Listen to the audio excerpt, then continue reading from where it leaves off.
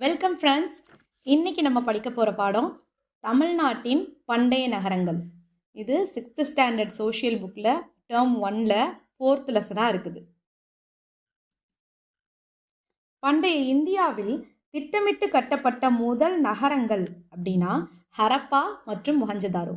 பண்டைய இந்தியாவில் திட்டமிட்டு கட்டப்பட்ட முதல் நகரங்கள் எது? ஹரப்பா மற்றும் மொஹஞ்சதாரோ. உலகின் மிக தொன்மையான நாகரிகம் எது? மெசபடோமியா நாகரிகம். உலகின் மிக தொன்மையான நாகரிகம் எது? மெசபடோமியா நாகரிகம்.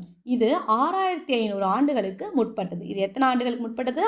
6500 ஆண்டுகளுக்கு முற்பட்டது. இந்த சிந்து சமவெளி நாகரிகத்தை போலவே தமிழ்நாட்டில் மிகவும் தொன்மையான நகரங்கள் இருக்குது.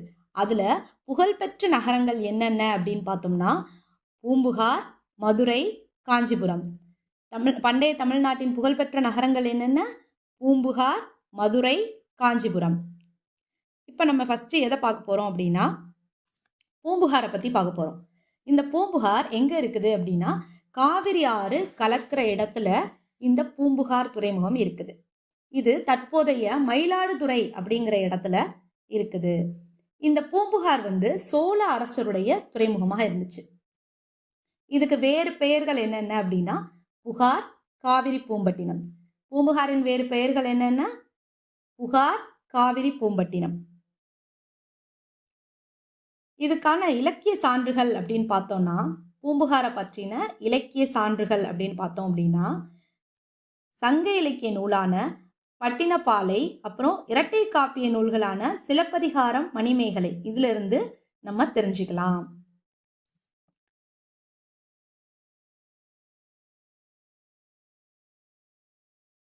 சிலப்பதிகாரத்தோட காப்பிய மாந்தர்களான கோவலனும் கண்ணகியும் பிறந்த ஊர் தான் இந்த பூம்புகார்.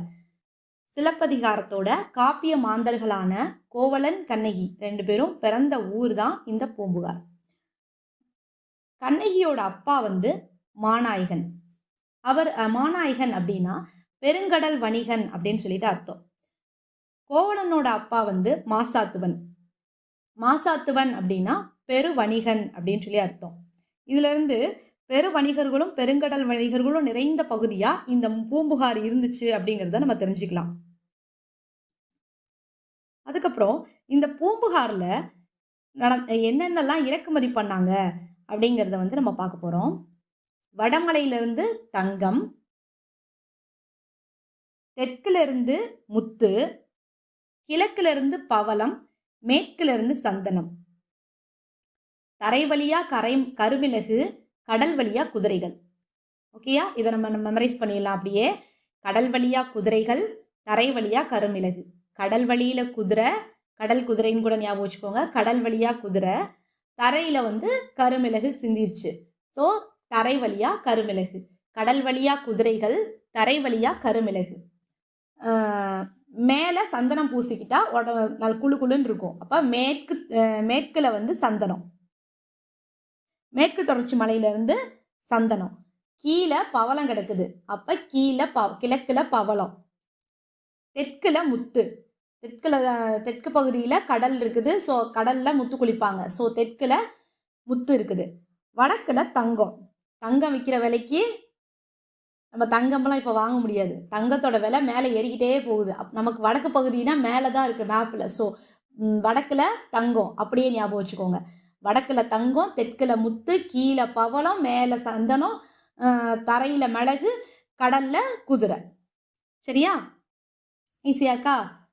அடுத்து இந்த பூம்புகாரில் கிரேக்கம், ரோம் உள்ளிட்ட வெளிநாட்டு வணிகர்கள் குடியிருந்தாங்க. ஏன்னா அவங்க வணிகத்துக்காக வரும்போது அவங்க கொண்டு வந்த பொருட்களை இறக்கி வைக்கிறதுக்கு பல நாட்கள் ஆகும். அதுக்கப்புறம் அதை வணிகம் பண்ணணும். அதெல்லாம் முடிச்சுட்டு அவங்க அங்கேருந்து கிளம்பி போயிட்டு திருப்பியும் பொருட்களை எடுத்துகிட்டு திரும்பி வருவாங்க. இந்த மாதிரியான அந்த வணிகத்தில் அவங்க சில நாட்கள் இங்கேயே தங்குற மாதிரி இருக்கும். சில பேர் அங்கேயே ஸ்டே பண்ணிட்டாங்க, பூம்புகார்லேயே தங்கிட்டாங்க. அதனால என்ன ஆகுது அப்படின்னா பூம்புகாரில் பல மொழிகளை பேசுகிற மக்கள் இருந்தாங்க. இதனால மொழி பரிமாற்றமும் இருந்துச்சு.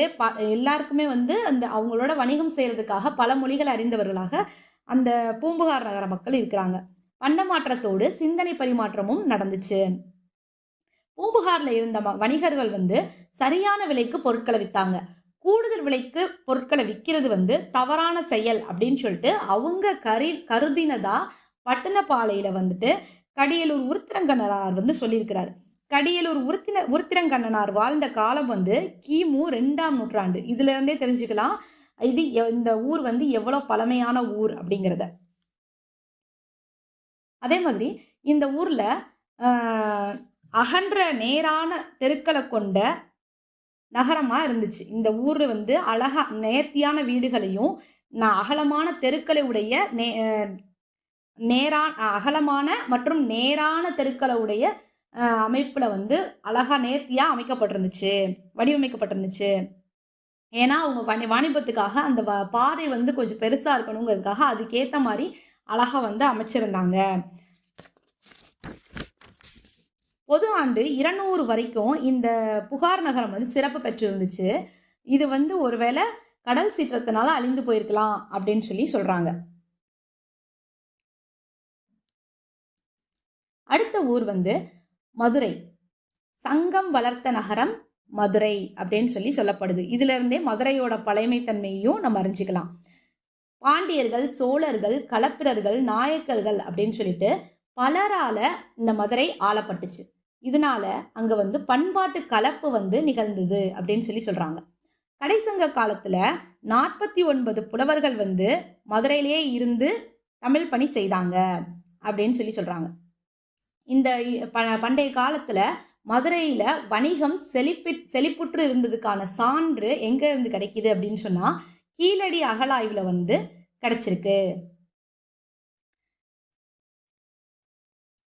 மதுரைக்கு இன்னொரு பேர் என்ன அப்படின்னா தூங்கா நகரம். மதுரைக்கு இன்னொரு பேர் என்ன? தூங்கா நகரம். இது நிறைய பேருக்கு தெரியும்.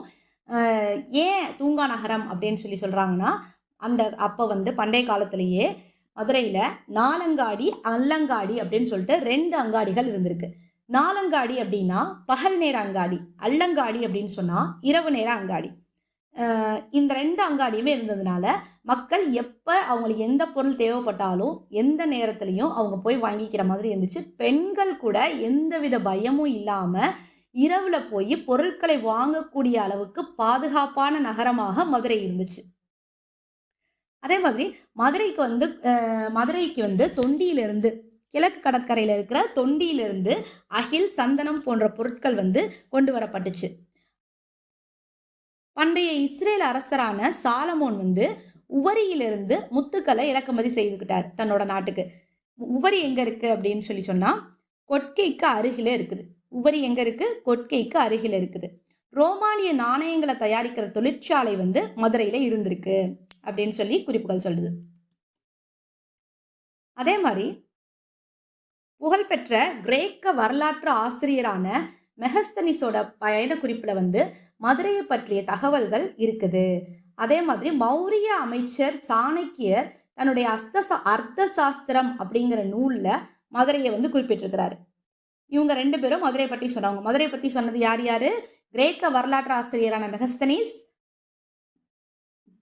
மௌரிய அமைச்சரான சாணக்கியர்.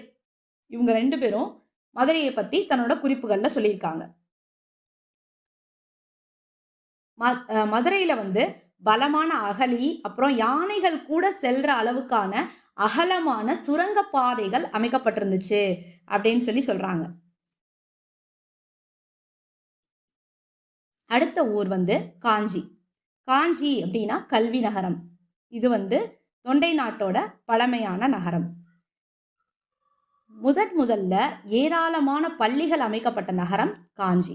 இங்க சமண பள்ளிகள், புத்த விகாரங்கள் எல்லாமே இருந்துச்சு. சமண பள்ளிகள்ல சமண மாணவர்களும், புத்த விகாரங்கள்ல புத்த மாணவர்களும் பயின்றாங்க. நாலந்தா பல்கலைக்கழகத்துல பயின்ற சீன பயணியான யுவான் சுவாங் தன்னோட கூடுதல் படிப்புக்காக காஞ்சியில இருந்த கடிகை அப்படிங்கிற இடத்துக்கு வந்திருக்காரு.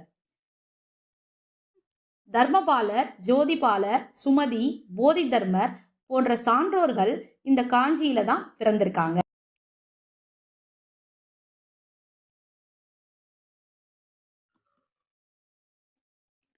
அடுத்து இந்த காஞ்சியை பற்றி சொல்லப்பட்ட புகழுரைகள். புகழுரை என்ன, அதை சொன்னது யார் அப்படின்னு பார்க்க போகிறோம். நகரங்களில் சிறந்தது காஞ்சி அப்படின்னு சொன்னது வந்து காளிதாசர். நகரங்களில் சிறந்தது காஞ்சின்னு சொன்னது காளிதாசர். கல்வியில் கரையில்லாத காஞ்சின்னு சொன்னது திருநாவுக்கரசர். கல்வியில் கரையில்லாத காஞ்சின்னு சொன்னது திருநாவுக்கரசர்.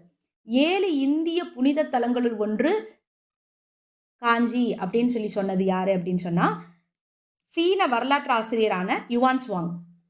7 இந்திய புனித தலங்களுள் ஒன்று காஞ்சின்னு சொன்னது சீன வரலாற்று ஆசிரியரான யுவான் சுவாங்.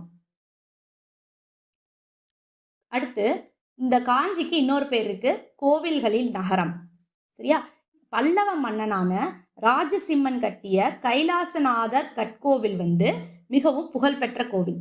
அதே மாதிரி பல்லவர்கள் காலத்தில் வந்து பல குடைவரை கோவில்கள் வந்து அமைக்கப்பட்டுச்சு. இந்த குடைவரை கோவிலில் தான் வந்து பௌத்த துறவியான மணிமேகலை இறுதி காலத்தை கழித்ததாக மணிமேகலை நூலில் நம்ம வந்து வாசிக்கிறோம். அடுத்து இந்த காஞ்சியில நீர் மேலாண்மையை பத்தி பார்க்க போறோம்.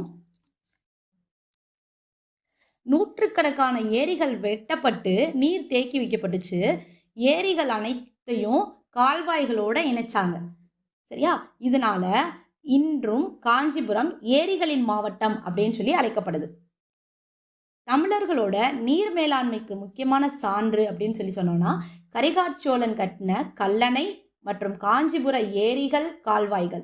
இதுதான் தமிழர்களோட நீர் மேலாண்மைக்கான சான்றுகள்.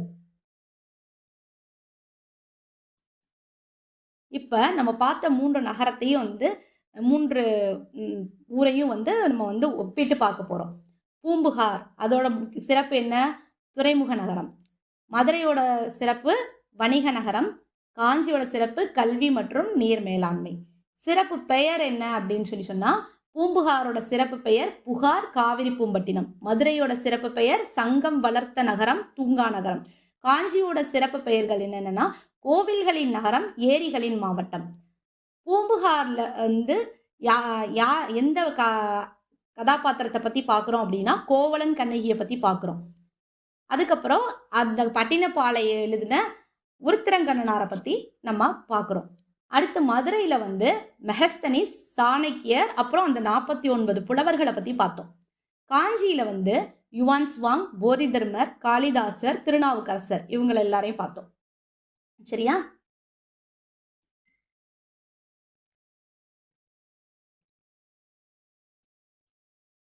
பழமையான நகரங்களா தமிழ்நாட்டில் நம்ம பார்த்ததுல முக்கியமான, அதாவது புகழ்பெற்ற நகரங்களை மட்டும்தான் நம்ம பார்த்துருக்கோம். என்னென்ன? பூம்புகார், மதுரை, காஞ்சி. அதுபோக இன்னும் பல நகரங்கள் வந்து இருந்துச்சு. என்னென்ன அப்படின்னா கொட்கை, வஞ்சி, தொண்டி, உறையூர், தகடூர், முசிறி, கருவூர், மாமல்லபுரம், தஞ்சை, காயல். என்னென்ன ஊர்? கொட்கை, வஞ்சி, தொண்டி, உறையூர், தகடூர், முசிறி, கருவூர், மாமல்லபுரம், தஞ்சை, காயல். இப்போ இத்தனை ஊர் இருக்கு. இதை நம்ம ஞாபகம் வச்சுக்கிறதுக்காக ஒரு குட்டி ஷார்ட்கட் பார்ப்போம். பூமதுகா அப்படின்னு ஒரு பொண்ணு இருக்கா. அவ வந்து கொட்கி, வஞ்சி, தொண்டி அப்படிங்கிற 3 பேர்கிட்டையும் உணவும் தங்குமிடமும் முற்றிலுமா கட்டணமே கிடையாது, அது ஃப்ரீயா தருவேன் அப்படின்னு சொல்லி மாமல்லபுரத்துக்கு அழைச்சிட்டு போய் காயல்ல கார்லயே தஞ்சமடைய வச்சுட்டா, கார்லயே தூங்க வச்சுட்டா. தங்குறதுக்காக ஒண்ணுமே இடம் ஏற்பாடு பண்ணல அப்படின்ற மாதிரி ஒரு ஷார்ட்கட்டை நம்ம ரெடி பண்ணியிருக்கோம். படிக்கலாமா? பூமதுகா கொட்கை, வஞ்சி, தொண்டியை உணவு தங்குமிடத்துக்கு முற்றிலும் கட்டணமில்லை என்று சொல்லி மாமல்லபுரத்துக்கு அழைத்து சென்று காயலில் காரிலேயே தஞ்சமடைய வைத்துவிட்டாள். பூமதுகா கொட்கை, வஞ்சி, தொண்டியை உணவு தங்குமிடத்துக்கு முற்றிலும் கட்டணமில்லை என்று சொல்லி மாமல்லபுரத்துக்கு அழைத்து சென்று காயலில் காரிலேயே தஞ்சமடைய வைத்துவிட்டாள். பூமதுகா, பூனா பூம்புகார், மதுனா மதுரை, கானா காஞ்சி. கொட்கைனா கொட்கை, வஞ்சினா வஞ்சி, தொண்டினா தொண்டி. உணவு அப்படின்னு சொல்லி சொன்னா உறையூர்.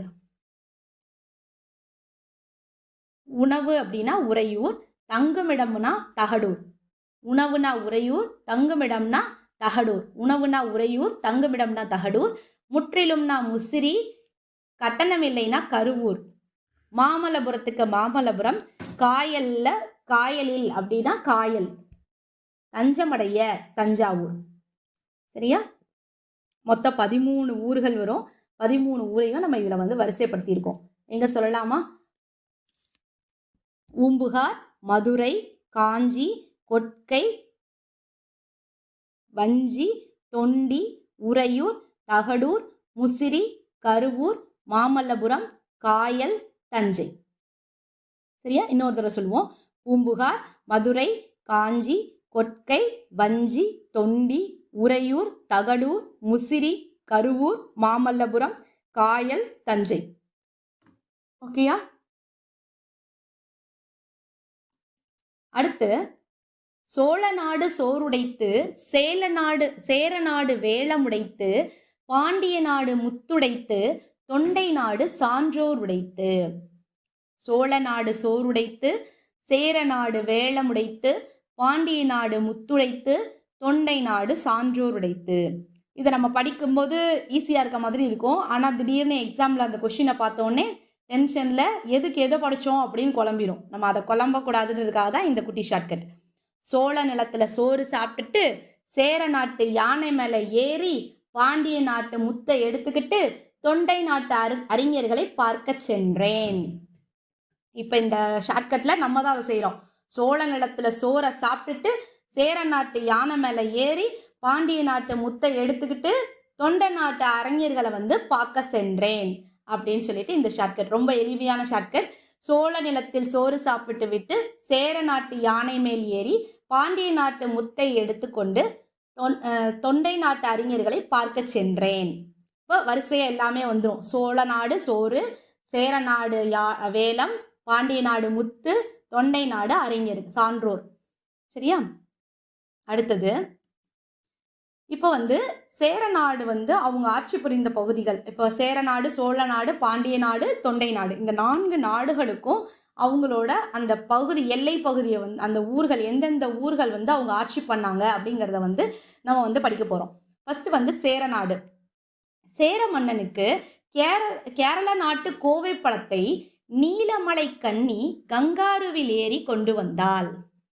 சேர மன்னனுக்கு கேரள நாட்டு கோவை பழத்தை நீலமலை கன்னி கங்காருவில் ஏறி கொண்டு வந்தாள்.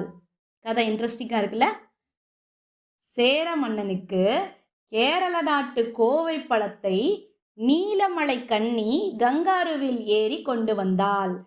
சேர மன்னன் அப்படின்னா சேரநாடு, கேரள நாட்டு அப்படின்னா கேரளாவில் உள்ள மாநில பகுதிகள், கோவை அப்படின்னா கோயம்புத்தூர், கோவை பழம்னா கோயம்புத்தூர், நீலமலைங்கிறது நீலகிரி, கன்னினா கன்னியாகுமரி, கங்காருனா கரூர். சரியா? கங்காரு, கரூர். ஈஸியா இருக்கா? சேர மன்னனுக்கு கேரள நாட்டு கோவை பழத்தை நீலமலை கன்னி கங்காருவில் ஏறி கொண்டு வந்தாள். இன்னொரு தடவை சொல்லிடவா? சேர மன்னனுக்கு கேரள நாட்டு கோவை பழத்தை நீலமலை கன்னி கங்காருவில் ஏறி கொண்டு வந்தாள். இப்போ அடுத்து சோழ நாட்டு பகுதிகள். சோழன் தன்னிடம் தஞ்சமடைந்த திருவாரூர் வாசிக்கு நாகப்பழத்தை கொடுத்து திருச்சியில் கட்டப்பட்ட புது கோட்டைக்கு அனுப்பி வைத்தான். சோழன் தன்னிடம் தஞ்சமடைந்த திருவாரூர் வாசிக்கு நாகப்பழத்தை கொடுத்து திருச்சியில் கட்டப்பட்ட புது கோட்டைக்கு அனுப்பி வைத்தான். இப்போ சோழன்னா சோழ நாடு நம்ம கண்டுபிடிச்சிடலாம். தஞ்சமடைந்தனா தஞ்சாவூர், திருவாரூர் வாசினா திருவாரூர், நாகப்பழம்னா நாகப்பட்டினம், திருச்சி அப்படின்னா திருச்சிராப்பள்ளி, புது கோட்டைக்கு அப்படின்னா புதுக்கோட்டை. எல்லாமே வரிசை ஆர்டராக வந்துடுச்சா? சோழன் தன்னிடம் தஞ்சமடைந்த திருவாரூர் வாசிக்கு நாகப்பழத்தை கொடுத்து திருச்சியில் கட்டப்பட்ட புது கோட்டைக்கு அனுப்பி வைத்தான். சரியா? அடுத்தது என்ன பார்க்க போகிறோம்? பாண்டிய நாடு. பாண்டியன் பாடுகிறான், மதுரை ராமா, சிவகங்கை தூமா, திருநெல்வேலி போமா அப்படின்னு பாடுறான். மதுரை ராமா, சிவகங்கை தூமா, திருநெல்வேலி போமா. மதுரை ராமா, சிவகங்கை தூமா, திருநெல்வேலி போமா. ஈஸியாக இருக்கா? மதுரை ராமா, சிவகங்கை தூமா, திருநெல்வேலி போமா. மதுரை, ராமநாதபுரம், சிவகங்கை, தூத்துக்குடி, திருநெல்வேலி. 5. ஓகேயா? மதுரை, ராமநாதபுரம், சிவகங்கை, தூத்துக்குடி, திருநெல்வேலி.